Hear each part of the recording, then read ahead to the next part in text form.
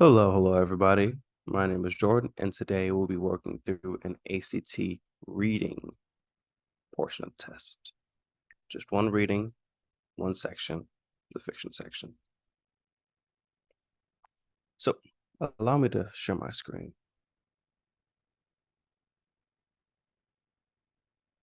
Now, for the ACT reading test, you're going to have three different types of questions. One question is a definition question. You don't have to read the passage to answer these. These ask you the definition of a certain word. Next question are going to be summary questions. These are questions that you have to read the passage to answer. Third question are going to be author's intent. You can call it author's purpose or rhetorical effect questions. These questions are going to be a little bit more difficult and are going to ask you to reflect a bit on the text, analyze them from the author's perspective to answer these questions. Each passage has a mix of all three, and this is no different. So I would encourage you guys to go ahead and pause the video, read through the passage, so we can go through these questions together.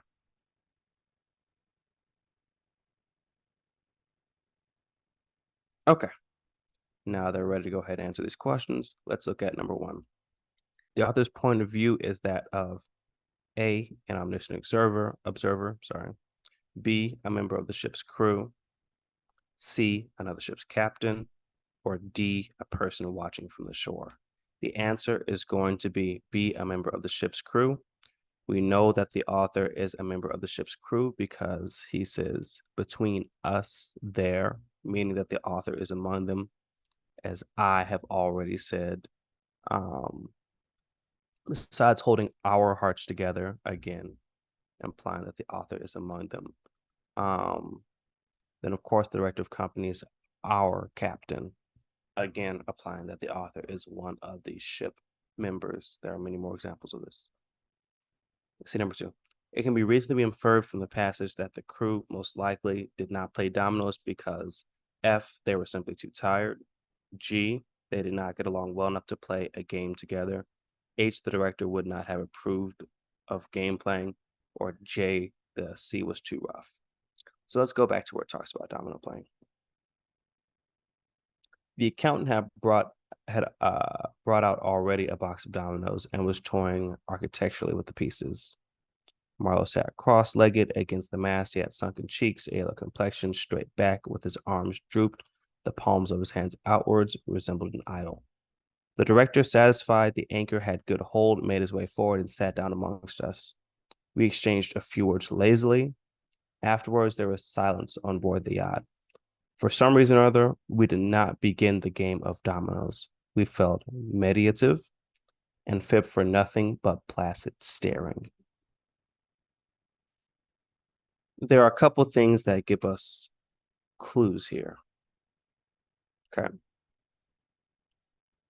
One, we exchanged a few words lazily. That implies that none of the shipmates had too much energy. Okay, we exchanged words lazily. Afterwards, there was silence, still implying that the ship members did not have energy. There was no effort to break the silence. Okay, but let's go on. We felt meditative meaning wanting to reflect, wanting to mediate, wanting to stay in silence. Lastly, and fit for nothing but placid staring. This is the big one right here. Placid means sort of calm, lazy, without energy. So to say that we felt nothing except for staring and doing nothing else, for staring with no energy, nothing else, the answer can only be F. G does not make sense. Earlier in the passage, they talk about having the bond of the sea. The bond of the sea. So it's not that they did not get along well enough. H, there's nothing to imply that the director would not have approved. And J, there's no mention of the sea being rough. See number three. Which of the following explanations given the narrator given by the narrator as to why the lawyer used the ship's only cushion. So let's go back to this part. The lawyer, the best of the old fellows, had, because of his many years and many virtues, the only cushion on the deck. So because of his many years, age, and his many virtues, he was well respected. The only cushion. Let's see what we can find. He was very old. Yes. Or sorry, 1, he was very old. Okay, yes. 2, he would not allow anyone else to use it.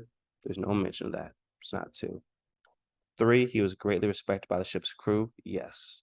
They said he was, I think, the best of us. And then also of his many virtues. That implies that they respect him. They find him to be a good man. So 1 and 3 is going to be C. Line 32. This is an example of a definition question. What does the word placid most nearly mean? We don't have to read the passage. We don't have to read the whole passage to answer this. Let's go back to just line 32. For some reason or other, we did not begin the game of dominoes. We felt meditative. We felt meditative and fit for nothing but placid staring. Okay, let's see. We felt nothing but calm. Fit for nothing but calm staring. Okay. We felt fit for nothing but straightforward staring. That doesn't make sense. Fit for nothing but nervous staring in this context also does not make sense. J, fit for nothing but playful staring, also does not make sense. Like we said before, in this passage, in this section, they are talking about not having the energy to do anything except stare. So the only way we could characterize that stare is a calm stare. 5, according to the passage, how was Marlowe unlike typical seamen? A, Marlowe was content to stay in one place, while most of the men preferred to roam and explore. B, Marlowe believed his home was the ship, while most sailors believed their home was the sea. C, Marlowe found the sea inexplicable and full of secrets, while a typical sailor understands the mysteries of the water. And D, Marlowe wove complicated and ambiguous tales, while most seamen prefer to tell a simple and clear tale. Let's go back to the section.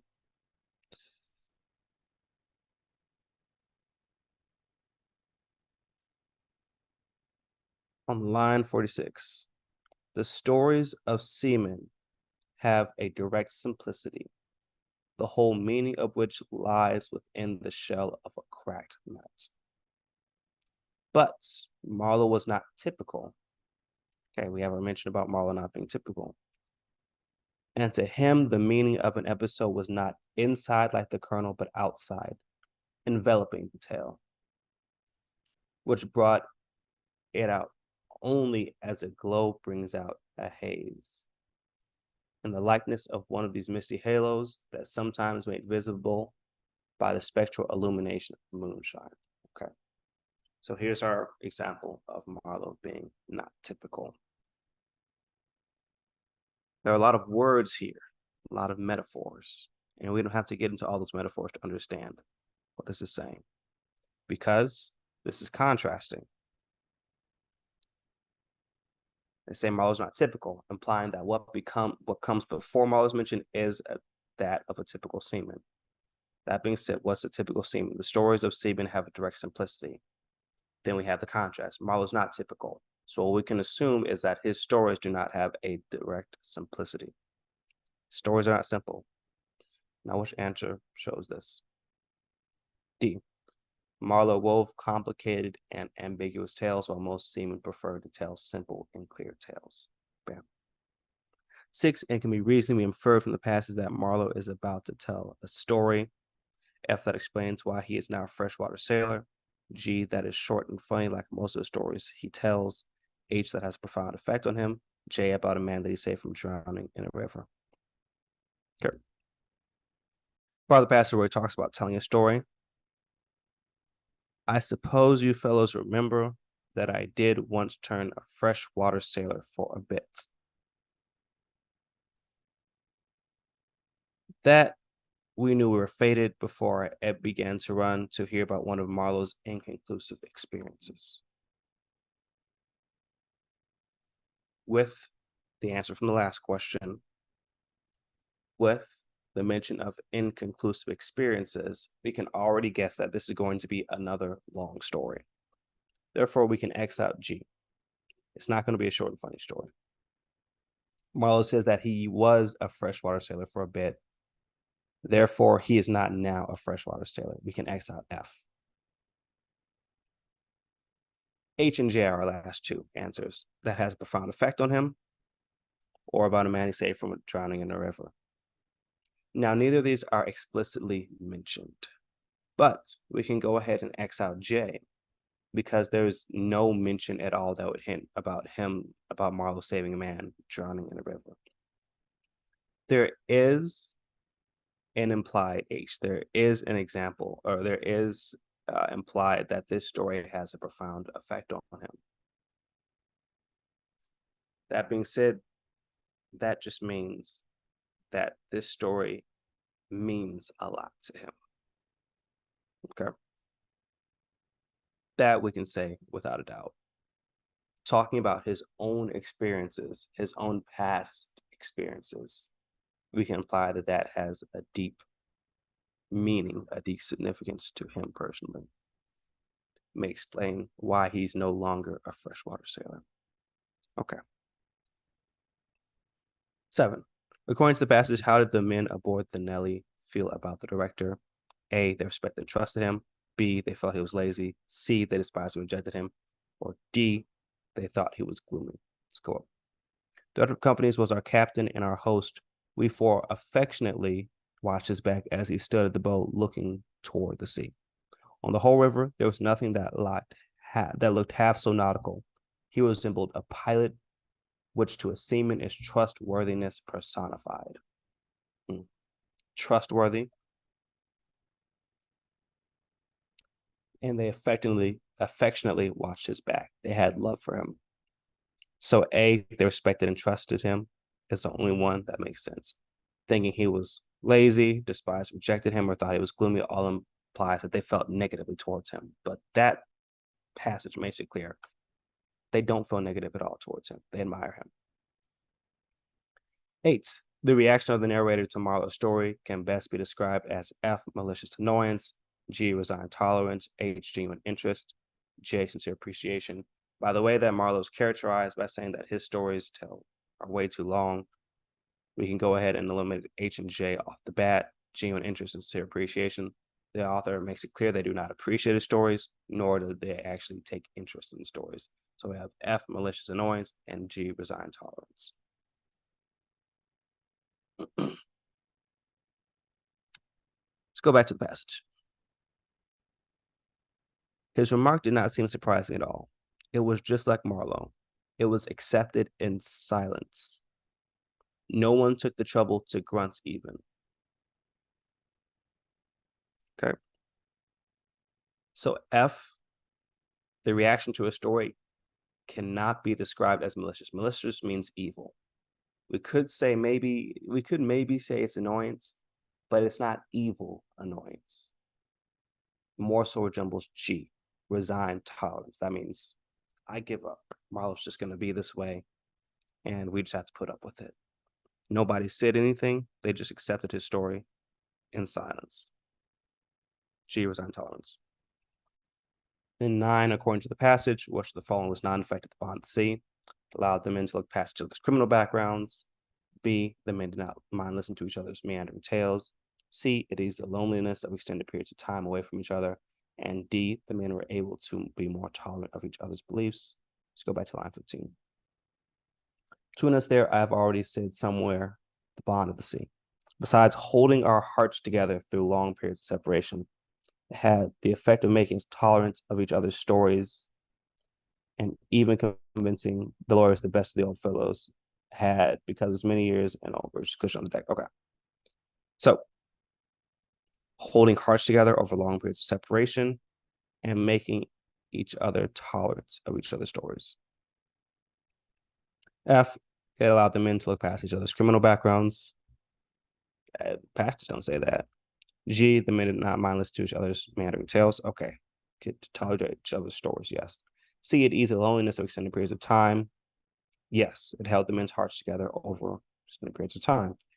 D, the men were more able to tolerate each other's beliefs. This one's not directly implied. It's not directly stated, but it is kind of implied. So the answer is A. There's no mention that it helped people look over each other's criminal backgrounds. And F, the main point of the second paragraph is that the ship's captain is better suited to be an aviator than a sailor. Captain is unaware of the great amount of hard work that lies ahead of him. H, an unqualified and experienced businessman serving as the captain of the Nelly. Or that J, the captain and the other crew member, the narrator and the other crew members greatly respected their captain, the ship's captain. So the second paragraph. The director of companies was our captain and our host. We four affectionately watched his back. We appreciated him. As he stood at the bow looking toward the sea. On the whole river, there was nothing that looked half so nautical. He resembled a pilot, which to a seaman is trustworthiness personified. Appreciate him, he's trustworthy. It's difficult to realize his work was not out there in the luminous estuary, but behind him in the brooding gloom. Okay. His work was all behind him. He was trustworthy. He is appreciated. Ship captain is better suited to be an aviator than a sailor. No, it's not implied. The only reason the author talks about a pilot is to show that he's trustworthy. G, the captain is unaware of the great amount of hard work that lies ahead of him. Nope. The passage is his hard work is behind him, not ahead of him. H is unqualified and inexperienced businessman. This doesn't even make sense. They say they respect the captain and he's trustworthy. J, the narrator, and the other crew members greatly respect the ship's captain. J is going to be the answer. Okay. So that is the whole passage. Thank you guys so much for rocking with me, and I'll catch you on the next one.